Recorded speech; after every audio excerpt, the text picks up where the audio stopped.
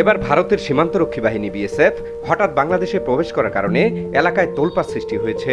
BSF সদস্য বাংলাদেশে প্রবেশের পর বাংলাদেশি নাগরিকদের গুলি করতে চাইলে একত্রিত হয় সবাই। পরবর্তীতে ভারতের এক বিএসএফকে আটক করে স্থানীয়রা তাদের গ্রামের ভেতর নিয়ে আসে। এমন ঘটনার বিবরণ তুলে ধরেন ওই গ্রামের সাহসী বাংলাদেশিরা। কোনাপাড়া বাসিন্দা নিজস্ব জমিতে ছাগল গরু নিয়ে যায়। নিয়ে যাওয়ার কারণে আজকেও পূর্বের নাম আজকেও নিয়ে গেছিল। সকাল 9:30 10টার দিকে ছাগল নিয়ে যাওয়ার পরে ভারতের বিএসএফ এদেরকে ধাওয়া করে।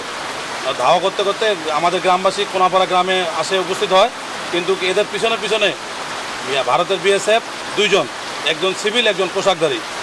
একজন ছিল হলো অস্ত্র ছাড়া, একজন ছিল অস্ত্র সহ। আর অস্ত্র ছাড়া যিনি ছিল উনি আমাদের গ্রামবাসীর মধ্যে আসে তর্কাতর্কি শুরু করে দেয়।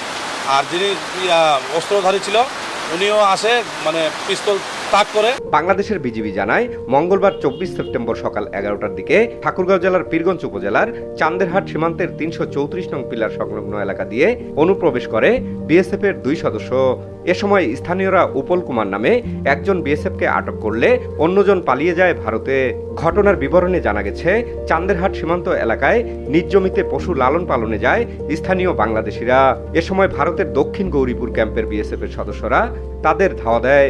পরে উপল কুমার সহ 2 বিএসএফ সদস্য বাংলাদেশের প্রায় 300 গজ ভেতরে অনুপ্রবেশ করে। পরবর্তীতে বাংলাদেশের নাগরিকদের গুলি করতে চাইলে একত্রিত হয়ে উপল কুমারকে আটক করে পাশেই কোনাপাড়া গ্রামে নিয়ে আসে। খবর দেওয়া হয় বিজিবিকে। পরবর্তীতে পতাকা বৈঠকের মাধ্যমে সসম্মানে বিএসএফ এর ঊর্ধ্বতন কর্মকর্তার কাছে উপল কুমারকে হস্তান্তর করে বিজিবি। তবে ভারতের বিএসএফ এর নানা সময়ের কর্মকাণ্ডে ক্ষুব্ধ স্থানীয়রা। ভারতের বিএসএফরা কি করে তাদের সীমানা পার হয়ে আসে, এই বাংলাদেশের সীমানায় এসে তাদেরকে বিভিন্ন রকমের হয়রানি করে, বিশেষ করে মহিলাদেরকে উপর টর্চার করে। মহিলারা ওখানে ঘাস কাটতে যায়, তাদের উপর টর্চার করে, তাদেরকে ধরে নিয়ে যায়। যে আজকে বিএসএফকে যে এখানে আটক করা হয়েছে সেও এরকম, তারা দুইজন বিএসএফ একসাথে আসছিল, তারা অস্ত্র নিয়ে আসছিল।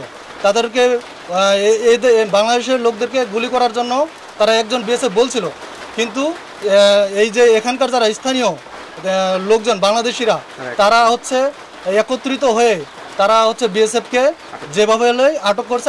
আমি নিজেও জিজ্ঞাসা করেছিলাম, তা আপনি কেন আসলেন ভাই, আপনি আসাতে এতগুলো লোক আমাদের আজকে এই হ্যারাসমেন্ট, আমরা আসছি, আসে দেখতে নিয়ে গেছে। ভারতের বিএসএফ বাংলাদেশে অনেক টর্চার করে এবং বিএসএফ এর গুলিতে আমরা অনেকে নিহত হই। এখন আমাদের বিএসএফ যে আছে বাংলাদেশে আমাদের সম্মান হয়েছে এবং কি আমাদের টর্চার করিনি। আর অতক্ষণ হলে আমাদের বাংলাদেশে যদি কোনো পাবলিকে ধরে নিয়ে যেত, এতক্ষণ আমাদেরকে লাশ হয়ে আসতে হতো। আমরা যে সম্মানটা দিয়েছি তারা যেন আমাদেরকে সম্মানটা দেয়। বিএসএফ সদস্যকে হস্তান্তরের পর বিজিবির কর্মকর্তাগণ শুরুতে মুখ খুলতে না চাইলেও পরবর্তীতে এই কর্মকর্তা জানান, হ্যাঁ ফেরত দেওয়া হয়েছে। কত নম্বর পিলার ছিল? আচ্ছা, এটা হচ্ছে 334-এর 6S। কিভাবে ফেরত দেওয়া হলো? পতাকা বৈঠকের মাধ্যমে। তাদেরকে কি কোনো রকম কোনো কথা বলা হয়েছে কিনা যে বাংলাদেশের মানুষ যখন যায় তখন তো নির্বিচারে হত্যা করে নির্যাতন করে, তো সেই ক্ষেত্রে তাদেরকে কিন্তু ভালোভাবে আমরা ফেরত দিলাম। এটা তো অবশ্যই, আমরা সবসময় অবশ্যই আপনি যেভাবে বলেন আমরা এইভাবে তাদের সাথে কথা বলা হয়। ওই দিন সকাল 11টায় অবৈধভাবে বিএসএফ সদস্য উপল কুমার বাংলাদেশে অনুপ্রবেশ করার 6 ঘন্টা পর ভারতে ফেরত যায়।